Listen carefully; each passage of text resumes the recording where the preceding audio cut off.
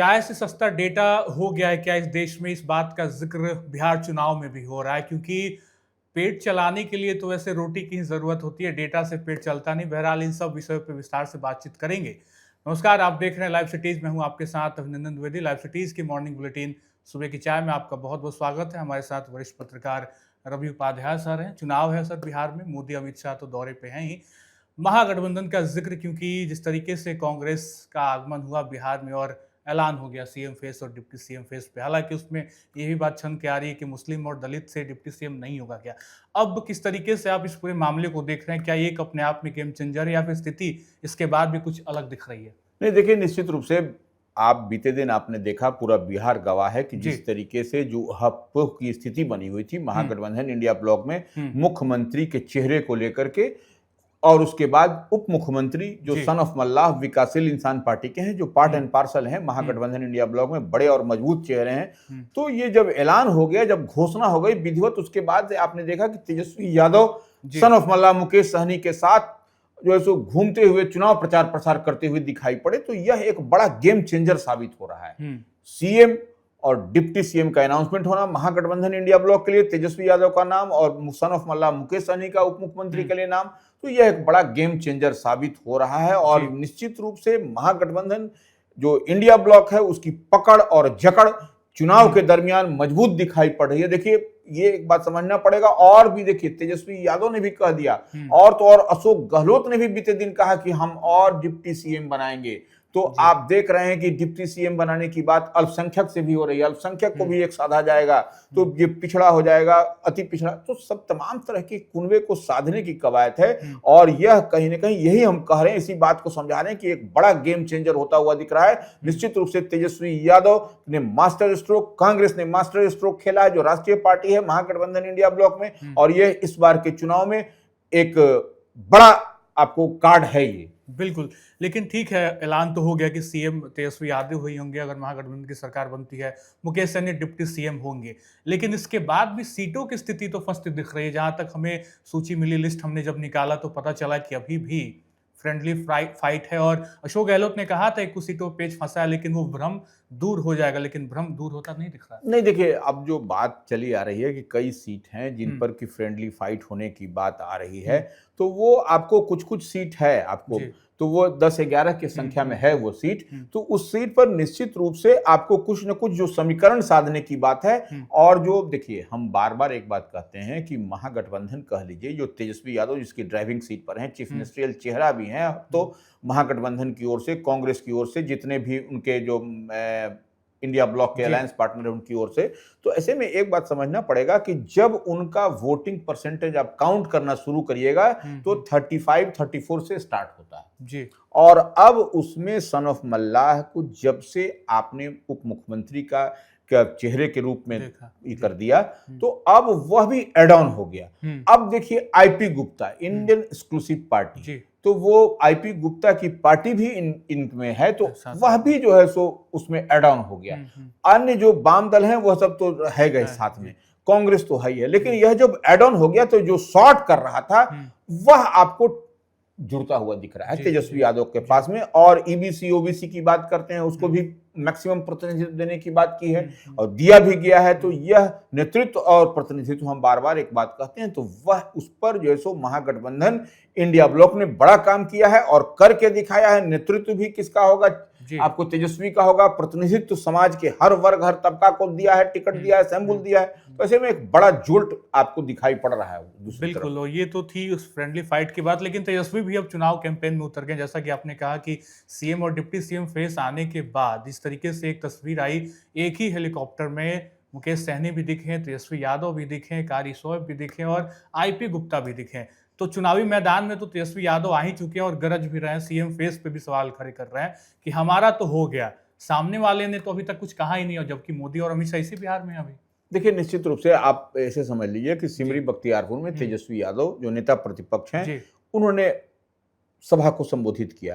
तो BJP Bharatiya Janata party है, उस पर उन्होंने बड़ा हमला बोला है। और निश्चित रूप से देखिए, नेता प्रतिपक्ष हैं तो वो बोलेंगे ही, और आमने सामने की लड़ाई है आपको एनडीए और इंडिया में, तो वह निश्चित रूप से तेजस्वी यादव जो है सो इंडिया में है तो वह बोलेंगे। इंडिया गठबंधन के बड़े नेता हैं बिहार में, उन्हीं के कंधे पर सारी दारोमदारी सारा कुछ है, सेहरा भी सजेगा तो उन्हीं के सर पर सजेगा, मुख्यमंत्री बनेंगे। तो ये एक निश्चित रूप से वह कह रहे हैं कि बिहार को बिहारी ही चलाएगा, बाहरी नहीं चलाएगा। तो वो किसकी ओर सांकेतिक रूप से कह रहे हैं, किस ओर इशारा कर रहे हैं, यह पूरी स्पष्टता के साथ दिखाई पड़ रहा है। और दावा भी किया उन्होंने कि नीतीश कुमार अब सीएम नहीं रहेंगे चुनाव बाद। यह बात, बड़ी बात वो कहते हुए दिखाई पड़ रहे हैं। और अब तो लिखिए एक बात और आप समझ लीजिए कि अब तेजस्वी यादव जो, या फिर ऐसे कह समझ लीजिए महागठबंधन जो सो अब की अब रैली, अब धुआंधार रैली होगी।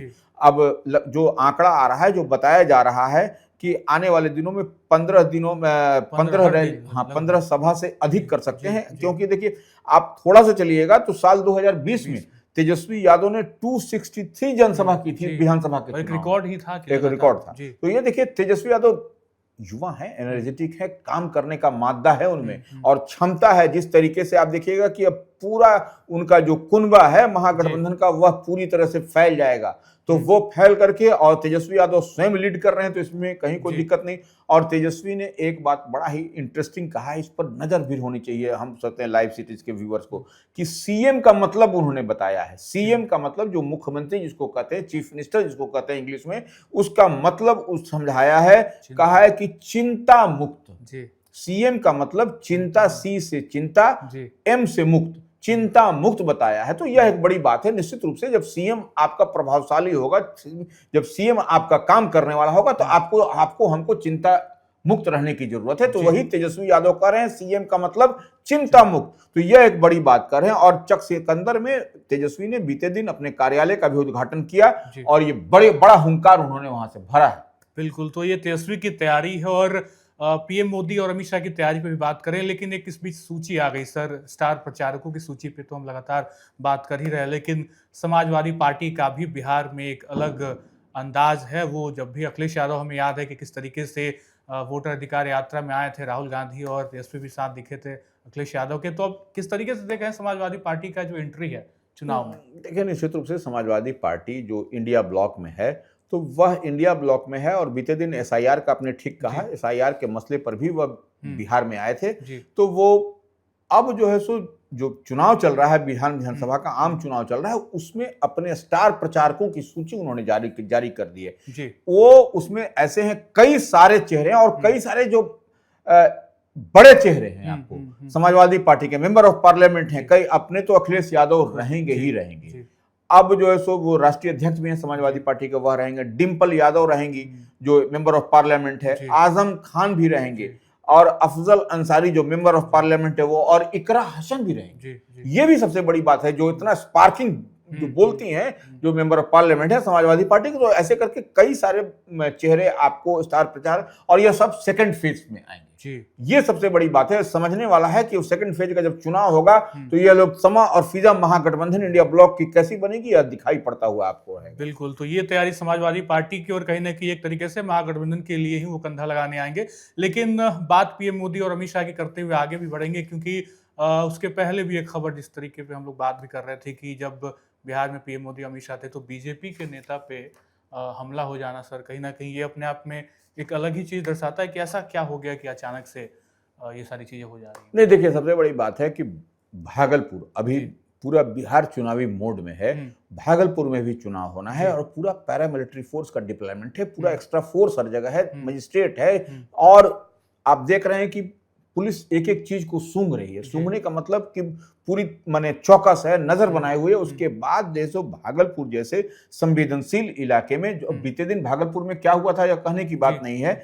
इसी दरमियान आपको देखिए, विवेकानंद प्रसाद उर्फ बबलू यादव, उनकी जो है सो, उन पर जो है सो अपराधियों ने गोली चलाई और वो गंभीर रूप से वो हैं मेडिकल माने वो एडमिटेड हैं। तो ये देखिए, यह कैसे हो रहा है, जबकि भागलपुर में दूसरे चरण में चुनाव होना है, लेकिन फिर भी भागलपुर में पुलिस की मौजूदगी, एक्स्ट्रा फोर्स के डिप्लॉयमेंट के बीच में इस तरीके से ठीक है। अगर यदि कोई विवाद भी होगा उनका तो गोली मारना, ये तो हमको नहीं समझ में आ रहा। तो यह फिर पुलिस क्या कर रही है, लोकल एडमिनिस्ट्रेशन कहाँ है, यह निश्चित रूप से एक चिंता का विषय है बिहार के लोगों के लिए। बिल्कुल, और चिंता का विषय। और इसी क्रम में किस तरीके से पीएम मोदी और अमित शाह ताबड़तोड़ रैलियां कर रहे हैं। एक दमदार अंदाज दिखा जब समस्तीपुर बेगूसराय में एक तरफ जहां पीएम मोदी थे तो दूसरी तरफ सिवान और बक्सर में अमित शाह। तो जिक्र दोनों का ही करते हैं किस तरीके से अलग अलग छोड़ पे दोनों बड़े नेताओं ने और एनडीए के दो बड़े चेहरे प्रधानमंत्री और गृह मंत्री बिहार आगमन पर लगातार हैं और दोनों ने एक तरीके से अलग तरीके से मोर्चा संभाल रखा है और गरज तो रही हैं, बड़े बड़े नाम पे वार भी कर रहे हैं। और एक आध नाम को तो मुझे लगता है कि अमित शाह ने पकड़ ही लिया है कि चुनाव में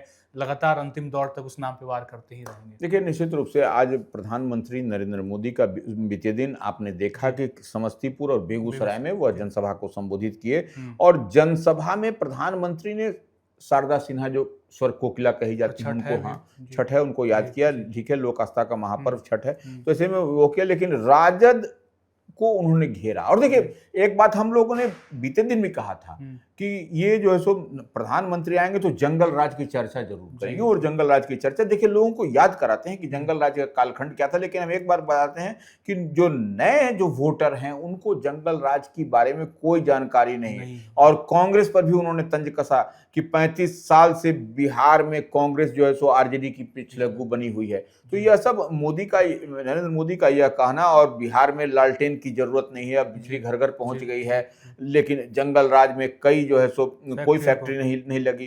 तो यह सब तो जनता भी पूछ रही है ना कि जंगल राज में फैक्ट्री नहीं लगी तो आपने कौन सा फैक्ट्री लगवा दिया। यह सब तो यह काउंटर सवाल हो रहा है एनडीए से, भारतीय जनता पार्टी से, प्रधानमंत्री से, डबल इंजन की सरकार से, लेकिन कोई जवाब रहे तो कोई फैक्ट्री तो यहाँ लगा भी नहीं। आपकी सरकार है, डबल इंजन की सरकार है, लेकिन लगा नहीं। खैर, ये सब बात जनता पूछ रही है। ये अब देखिए, अमित शाह जो बड़े और बिहार के मसले पर उनकी नजर होती है अमित शाह की, तो अमित शाह ने भी सिवान में और बक्सर में जो चुनावी, अब वो सिवान में भी किसको टारगेट कर रहे हैं यह सब लोग जान रहा है, यह कहने की बात नहीं है। तो ये देखिए, और आपको 14 नवंबर को असली दिवाली होगी, जिस दिन परिणाम निकल करके आएगा, तो यह सब लोग जान रहा है कि 14 नवंबर को दीपावली होगी।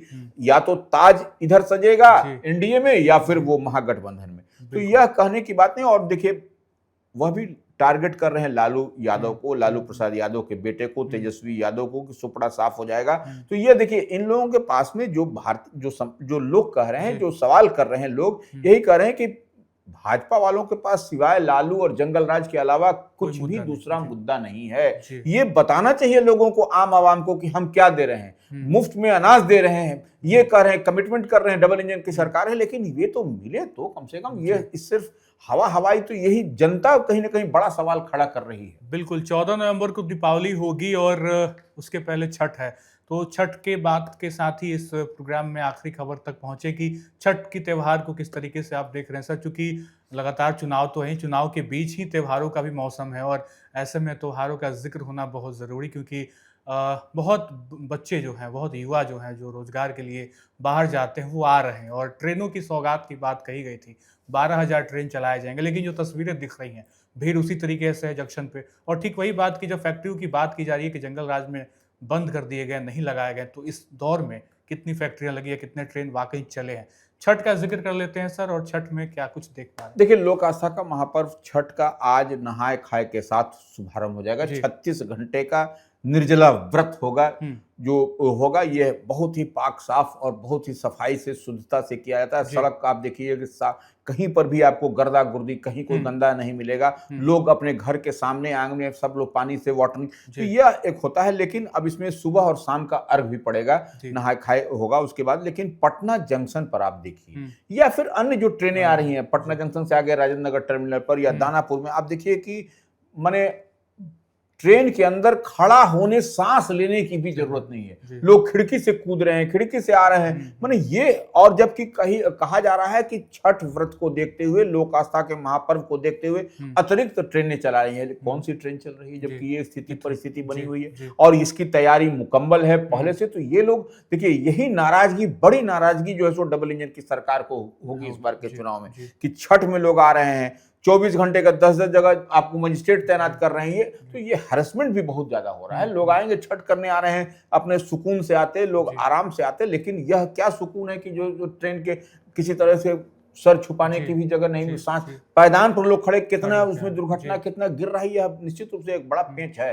बिल्कुल, तो ये तैयारी तो छठ की है और कई घाटों को सजाया जा रहा है, सीसीटीवी से निगरानी भी होगी, लेकिन छठ के बाद त्योहार जो है वो चुनाव का होगा, मतदान का होगा, देखना होगा किस तरीके से तैयारियां दोनों मोर्चे पे है। और तीसरा मोर्चा भी जनसुराज का, वो भी तैयार है। प्रशांत किशोर भी दहाड़ रहे हैं, बता रहे हैं जनता तक कि किस तरीके से दोनों ने ठगा है, हम आप तक बहुत बेहतर चीजें पहुंचाएंगे। और इधर एनडीए महागठबंधन एनडीए पे अपने ठिकरा फोड़ रहा है। तो देखना होगा मतदान का जब अधिकार जनता को मिलता है तो क्या कुछ होगा, वोट किस पे दबेगा, बटन के बाद जब रिजल्ट आएंगे तो किसकी सरकार बनेगी, सीएम कौन बनेगा। फिलहाल इस वीडियो में इतना ही।